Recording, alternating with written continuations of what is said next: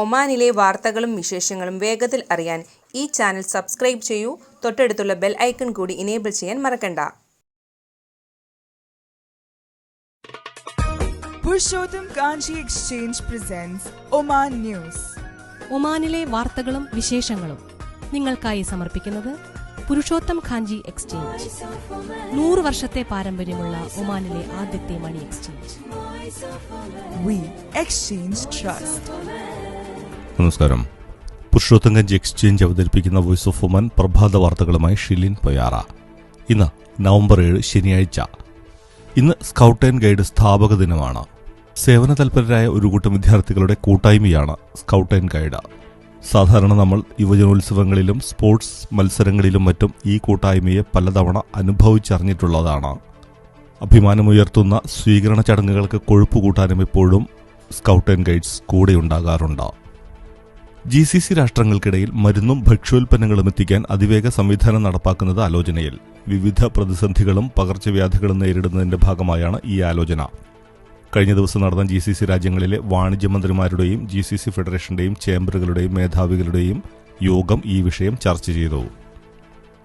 ഭാവിയുടെ ഇന്ധനമെന്ന് വിശേഷിപ്പിക്കപ്പെടുന്ന ഹരിത ഹൈഡ്രജൻ വ്യാവസായിക അടിസ്ഥാനത്തിൽ നിർമ്മിക്കുന്ന ഒമാനിലെ ആദ്യത്തെ പ്ലാന്റ് സൊഹാറിൽ നിർമ്മിക്കാൻ ഒരുങ്ങുന്നു. സൊഹാർ തുറമുഖത്തിന്റെ ഭാഗമായിട്ടായിരിക്കും പ്ലാന്റ് യാഥാർത്ഥ്യമാകുക. സൊഹാർ തുറമുഖത്തിന്റെയും ഫ്രീ സോണിന്റെയും നേതൃത്വത്തിൽ പദ്ധതി യാഥാർത്ഥ്യമാക്കുന്നതിനുള്ള പ്രാഥമിക നടപടികൾക്ക് തുടക്കമായി. സൊഹാർ തുറമുഖത്തെ ഹരിത ഹൈഡ്രജൻ ഉൽപ്പാദനത്തിന്റെയും വിതരണത്തിന്റെയും ആഗോള കേന്ദ്രമായി മാറ്റുകയാണ് പദ്ധതിയുടെ ലക്ഷ്യം. ഉരുക്ക് നിർമ്മാണമടക്കം വൻകിടശാലകളുടെ ഇന്ധനത്തിന് നിലവിൽ ഉപയോഗിക്കുന്നത് പ്രകൃതിവാതകമടക്കമുള്ളവയ്ക്ക് ബദലായി ഹരിത ഹൈഡ്രജൻ ഉപയോഗിക്കാവുന്നതുമാണ്. അന്തരീക്ഷത്തെ കാർബൺ മുക്തമാക്കുന്നതിനുള്ള ഏറ്റവും മികച്ച വഴിയെന്ന നിലയിൽ ഗൾഫ് രാഷ്ട്രങ്ങളും ഹരിത ഹൈഡ്രജന് ഏറെ പ്രാധാന്യമാണ് നൽകുന്നത്. നവംബർ മാസം മലയാളം മിഷൻ നമ്മുടെ മാതൃഭാഷയായ മലയാളത്തെ പരമാവധി പ്രചരിപ്പിക്കുന്നതിനും ഭാഷാഭിമാനം വളർത്തുന്നതിനുമായുള്ള പ്രവർത്തനങ്ങളിൽ ഏർപ്പെട്ടിരിക്കുകയാണ്.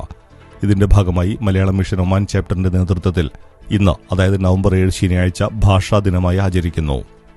കേരളപ്പിറവിയുടെ 64ാം വാർഷികം വിവിധ പരിപാടികളോടെ മലയാളം മിഷൻ ആഘോഷിച്ചു വരികയാണ്. കേരളപ്പിറവി ദിനമായ നവംബർ 1 മുതൽ എല്ലാ ദിവസവും വൈകുന്നേരം ഒമാൻ സമയം 5:30 കേരളത്തിലെ രാഷ്ട്രീയ, സാമൂഹിക, സാംസ്കാരിക മണ്ഡലങ്ങളിലെ പ്രശസ്ത വ്യക്തികൾ നടത്തുന്ന പ്രഭാഷണ പരമ്പര നടന്നും വരുന്നുണ്ട്.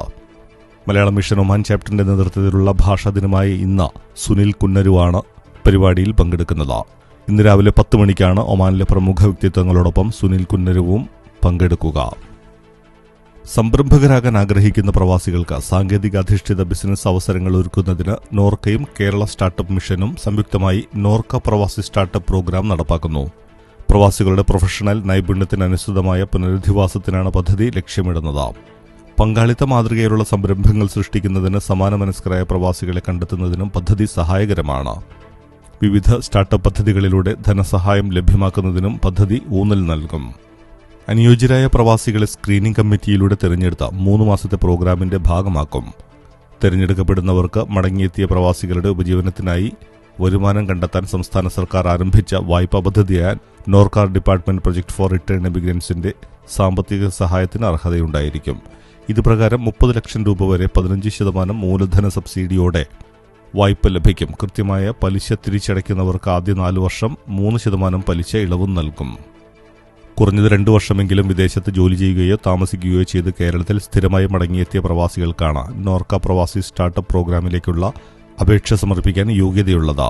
അപേക്ഷിക്കുന്നതിനും കൂടുതൽ വിവരങ്ങൾക്കും നോർക്ക whatsapp.startupmission.in എന്ന ലിങ്ക് സന്ദർശിക്കുക. കൂടാതെ www.norcaroots.org എന്ന വെബ്സൈറ്റിലും വിവരങ്ങൾ ലഭ്യമാണ്. സുപ്രീം കമ്മിറ്റി നിയന്ത്രണങ്ങൾ ലംഘിച്ച് സംഘം ചേർന്ന വിദേശികളെയും സ്വദേശികളെയും അറസ്റ്റ് ചെയ്തുകൊണ്ട് റോയൽ ഒമാൻ പോലീസ്. വടക്കൻ ബാത്തന ഗവൺറേറ്റിൽ Sohar unit special task force നടത്തിയ പരിശോധനയിലാണ് നിരവധി പേർ അറസ്റ്റിലായത്. അനധികൃതമായി ഒത്തുചേരുന്നതായി കണ്ടെത്തിയതിനെ തുടർന്ന് ഇവരെ പിടികൂടുകയായിരുന്നു. പ്രതികൾക്കെതിരെ നിയമ നടപടികൾ സ്വീകരിച്ചതായും പോലീസ് അറിയിച്ചു. കോവിഡ് വ്യാപനത്തെ തുടർന്ന് ഏർപ്പെടുത്തിയ നിയന്ത്രണങ്ങൾ ലംഘിച്ച 6 വിദേശികളെ നാട് കടത്താൻ പബ്ലിക് പ്രോസിക്യൂഷന്റെ വിധി. തെക്കൻ ബാത്തന ഗവൺറേറ്റിൽ കഴിഞ്ഞ ദിവസങ്ങളിൽ അറസ്റ്റ് ചെയ്യപ്പെട്ട പ്രവാസികളെയാണ് നാട് കടത്തുക. പ്രതികൾക്ക് 300 റിയാൽ വീതം പിഴയടയ്ക്കാനും പബ്ലിക് പ്രോസിക്യൂഷൻ വിധിച്ചു. രാത്രി യാത്രാ വിലക്ക് സമയം മദ്യപിച്ച് നിയന്ത്രണം ലംഘിച്ചതിനാണ് 2 പേർ അറസ്റ്റിലായത്. മറ്റൊരു സംഭവത്തിൽ യാത്രാവിലക്ക് ലംഘിച്ചതിനെ തുടർന്നാണ് 4 പേർ അറസ്റ്റിലായത്. 4 മാസം തടവും പ്രതികൾ അനുഭവിക്കണം. ശിക്ഷാ കാലാവധിക്ക് ശേഷം പ്രതികളെ നാടുകടത്തും. ജനുവരി ഡെലിവറിക്കുള്ള ഒമാൻ ക്രൂഡ് ഓയിൽ നിരക്ക് ഇടിഞ്ഞു. ദുബായ് എനർജി മാർക്കറ്റിൽ $40.94 വ്യാഴാഴ്ച ലഭിച്ചതെന്ന് ഒമാൻ ന്യൂസ് ഏജൻസി റിപ്പോർട്ട് ചെയ്തു.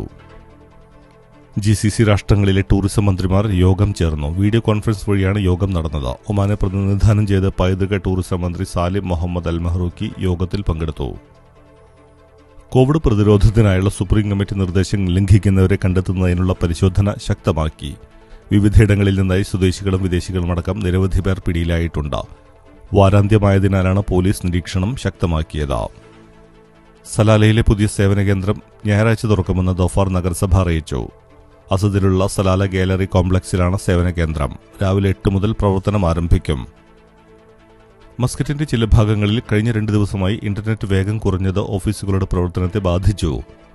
നിരവധി പേർക്കാണ് ഇന്റർനെറ്റ് വേഗക്കുറവ് പ്രയാസമുണ്ടാക്കിയത്. ഒമാൻ ടെലിന്റെ നവീകരണ പ്രവർത്തനത്തെ തുടർന്നാണ് വേഗം കുറഞ്ഞതെന്നാണ് കരുതുന്നത്. ഫൈബർ ഒപ്റ്റിക്സ് ശൃംഖലയുമായി ബന്ധപ്പെട്ട ജോലികൾ നടന്നുവരുന്നത് വേഗത കുറവിന് കാരണമായതായും ചൂണ്ടിക്കാണിക്കുന്നു. വേഗക്കുറവ് സ്കൂൾ ഓൺലൈൻ ക്ലാസുകളെയും കുട്ടികളുടെ ഓൺലൈൻ പരീക്ഷകളെയും പ്രതികൂലമായി ബാധിക്കുന്നുണ്ട്. ഇന്റർനെറ്റില്ലാതെ ഓഫീസുകളും മറ്റും പ്രവർത്തിക്കാൻ കഴിയാത്ത കാലമാണിത്. കോവിഡ് പ്രതിസന്ധി കാരണം വീട്ടിലിരുന്ന് ജോലി ചെയ്യുന്നവരും നിരവധിയാണ്. വ്യാപാരമടക്കം എല്ലാ ഇടപാടുകളും ഇന്റർനെറ്റ് വഴിയാണ് നടക്കുന്നത്.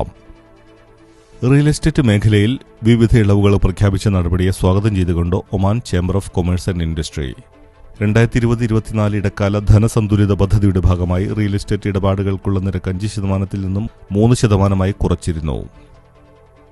സലാല KMCC കാസർഗോഡ് ജില്ലാ കമ്മിറ്റി ഇന്നലെ സലാല സെൻട്രൽ കമ്മിറ്റി കോൺഫറൻസ് ഹാളിൽ നടത്തിയ രക്തദാന ക്യാമ്പ് വൻ വിജയമാക്കി തന്നതിന് മുഴുവൻ കൂട്ടുകാർക്കും ഹൃദയരക്ത പരിശുദ്ധിയുടെ ഭാഷയിൽ നന്ദി രേഖപ്പെടുത്തിക്കൊണ്ട് KMCC സലാല കാസർഗോഡ് ജില്ലാ കമ്മിറ്റി. വലിയ പിന്തുണയാണ് സമൂഹത്തിന്റെ നാനാതുറകളിൽ നിന്നും ക്യാമ്പിന് ലഭിച്ചതെന്ന് സംഘാടകനായ നാസർ ചെർക്കുളം പറഞ്ഞു. സുൽത്താൻ ഖാബൂസ് ആശുപത്രി ബ്ലഡ് ബാങ്ക് അധികൃതരും ജലീൽ കോട്ടക്കലിന്റെയും സഹദ് കോട്ടക്കലിന്റെയും നേതൃത്വത്തിലുള്ള സലാല KMCC വളണ്ടിയർ ടീമും കാസർഗോഡ് ജില്ലാ കമ്മിറ്റി പ്രവർത്തകരും നൽകിയ സംയുക്ത ടീമിന്റെ മുന്നൊരുക്കമാണ് പരിപാടിയുടെ വിജയം. Salala KMCC central committee vice president Khasim Kokkur, Shabeer Kalady, Hashim Kottakkal, Shafeeq Mannarkkad, Muneer മുട്ടിങ്ങലടക്കമുള്ള നിരവധി നേതാക്കൾ ക്യാമ്പിന് പിന്തുണ അർപ്പിച്ച് സജീവമായി രംഗത്തുണ്ടായിരുന്നു. പ്രോഗ്രാം കോർഡിനേറ്റർ നാസർ ചെർക്കുളം പ്രാർത്ഥന നടത്തി ആരംഭിച്ച ക്യാമ്പിൽ കാസർഗോഡ് ജില്ലാ committee general secretary Abdul Rahman Kanhangad സ്വാഗതം ആശംസിച്ചു. വൈസ് പ്രസിഡന്റ് അബ്ദുള്ള ചെമ്പരിക്ക് അധ്യക്ഷത വഹിച്ച camp central committee general secretary Rasheed Kalpetta ഉദ്ഘാടനം ചെയ്തു. ജോയിന്റ് സെക്രട്ടറി റഹ്മാൻ കുമ്പള നന്ദി ആശംസിച്ചു. ഷാർജ രാജ്യാന്തര പുസ്തകമേളയിൽ പൊതു അവധി ദിനമായി ഇന്നലെ വൻ തിരക്ക് അനുഭവപ്പെട്ടു. കോവിഡ് നിയന്ത്രണങ്ങൾക്കിടയിലും ഒഴുകിയെത്തിയത് 100 കണക്കിന് പുസ്തകപ്രേമികളാണ്. കുട്ടികളും മുതിർന്നവരും ഉൾപ്പെടെയുള്ളവർ വലിയ തോതിലാണ് എത്തിയത്. സന്ദർശകർ കൂട്ടത്തോടെ എത്തി തുടങ്ങിയതോടെ പുസ്തക വിൽപ്പനയും സജീവമായി. മേളയ്ക്കെത്തുന്നവർ പുസ്തകങ്ങൾ വാങ്ങി പെട്ടെന്ന് മടങ്ങുന്നുണ്ട്. കേരളത്തിൽ നിന്നുള്ള സ്റ്റാളുകളിലാണ് കൂടുതൽ തിരക്ക് അനുഭവപ്പെട്ടത്. കേരള സംസ്ഥാനത്ത് ഇന്നലെ 7002 പേർക്ക് COVID-19 സ്ഥിരീകരിച്ചതായി ആരോഗ്യവകുപ്പ് മന്ത്രി KK ശൈലജ ടീച്ചർ അറിയിച്ചു. കോവിഡിന്റെ പശ്ചാത്തലത്തിൽ സംസ്ഥാനത്ത് തദ്ദേശ തെരഞ്ഞെടുപ്പ് ഡിസംബറിൽ 8, 10, 14 തീയതികളിൽ നടത്തും. വോട്ടെടുപ്പ് 16-നാണ്. കോവിഡ് നിയന്ത്രണ ചട്ടങ്ങൾ കർശനമായി പാലിച്ചായിരിക്കും വോട്ടെടുപ്പ്. ആദ്യ 2 ഘട്ടങ്ങളിൽ 5 വീതം ജില്ലകളിലും 3-ാം ഘട്ടത്തിൽ 4 ജില്ലകളിലുമാണ് വോട്ടെടുപ്പ്. കോവിഡ് കണക്കിലെടുത്ത വോട്ടെടുപ്പ് 1 മണിക്കൂർ നീട്ടിയിട്ടുണ്ട്. സമയം രാവിലെ 7 മുതൽ വൈകിട്ട് 6 വരെയാണ്. ഇന്ത്യ തദ്ദേശീയമായി വികസിപ്പിക്കുന്ന കോവിഡ് വാക്സിൻ കോവാക്സിൻ അടുത്ത ഫെബ്രുവരിയിൽ പുറത്തിറങ്ങുമെന്ന് Indian medical council research centre അറിയിച്ചു. വാക്സിന്റെ അവസാനഘട്ട പരീക്ഷണം മികച്ച ഫലമാണ് നൽകുന്നതെന്ന് ICMR-ലെ മുതിർന്ന ശാസ്ത്രജ്ഞൻ രജനികാന്ത് വ്യക്തമാക്കി. അതേസമയം ഇന്ത്യയിൽ കോവിഡ് ബാധിതർ 84 ലക്ഷം കടന്നു.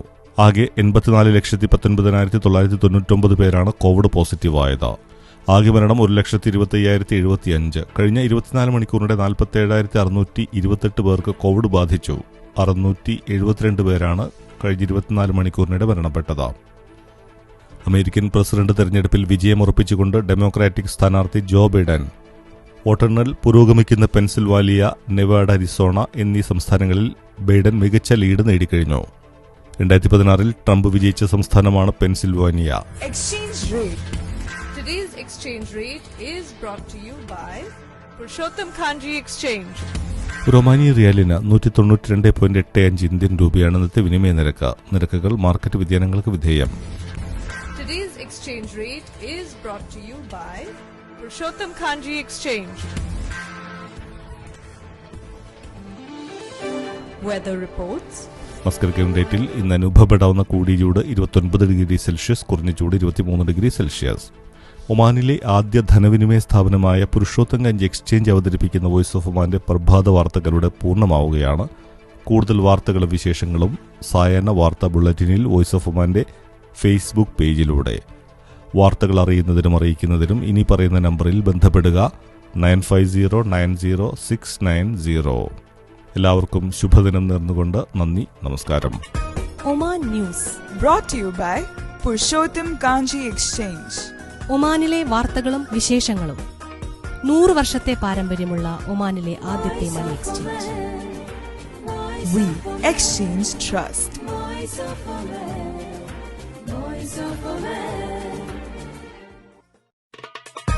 Purushottam Kanji